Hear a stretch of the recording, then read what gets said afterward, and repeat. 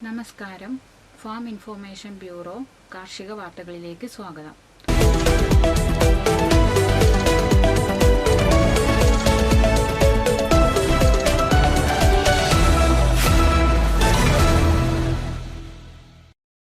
കാർഷിക യന്ത്രവൽക്കരണ ഉപപദ്ധതി സ്മാം പദ്ധതിയിൽ കീഴിൽ കാർഷിക യന്ത്രങ്ങളും ഉപകരണങ്ങളും വിളവെടുപ്പാനന്തര വിള സംസ്കരണ മൂല്യവർദ്ധിത പ്രവർത്തനങ്ങൾക്ക് ആവശ്യമായ ഉപകരണങ്ങളും യന്ത്രങ്ങളും സബ്സിഡിയോടെ നൽകി വരുന്നു.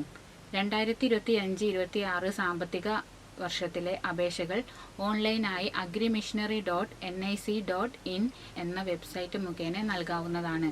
പദ്ധതിയെക്കുറിച്ചുള്ള കൂടുതൽ വിവരങ്ങൾക്ക് ജില്ലകളിലെ കൃഷി അസിസ്റ്റന്റ് എക്സിക്യൂട്ടീവ് എഞ്ചിനീയറുടെ കാര്യാലയവുമായോ ആലപ്പുഴ, കോഴിക്കോട് എന്നിവിടങ്ങളിലെ കൃഷി എക്സിക്യൂട്ടീവ് എഞ്ചിനീയറുടെ കാര്യാലയവുമായോ സ്ഥലത്തെ കൃഷിഭവനുമായോ 0471230674 047722668084 049527255354 എന്നീ ഫോൺ നമ്പറുകളിൽ ബന്ധപ്പെടാവുന്നതാണ്.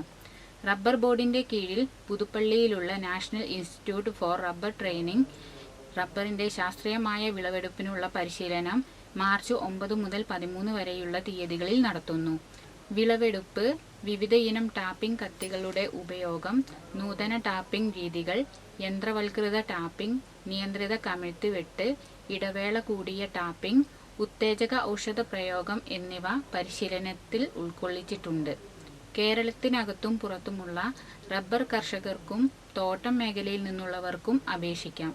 പരിശീലനം സംബന്ധിച്ച കൂടുതൽ വിവരങ്ങൾക്ക് 9446428554 എന്ന ഫോൺ നമ്പറിൽ ബന്ധപ്പെടാവുന്നതാണ്. പുഞ്ചകൃഷിയുള്ള നെൽപ്പാടങ്ങളിൽ തണ്ടുതുരപ്പൻ, ഓലച്ചുരുട്ടി എന്നിവയുടെ ഉപദ്രവം ഉണ്ടാകാതിരിക്കാൻ ട്രൈക്കോഗ്രാമ മുട്ടക്കാടുകൾ 1 ഏക്കറിന് 2 എണ്ണം എന്ന കണക്കിന് 20 കഷ്ണങ്ങളാക്കി മുറിച്ച് 5 സെന്റിന് 1 വീതം പാടത്ത് കെട്ടിവെക്കുക.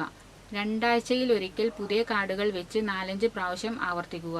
ഏതാണ്ട് 2 മാസം പ്രായമായ ഇടത്തരം മൂപ്പുള്ള നെല്ലിനങ്ങൾക്ക് ഏക്കറിന് 25 കിലോഗ്രാം യൂറിയയും 15 കിലോഗ്രാം പൊട്ടാഷും നൽകാവുന്നതാണ്. കാർഷിക വാർത്തകൾ സമാപിച്ചു.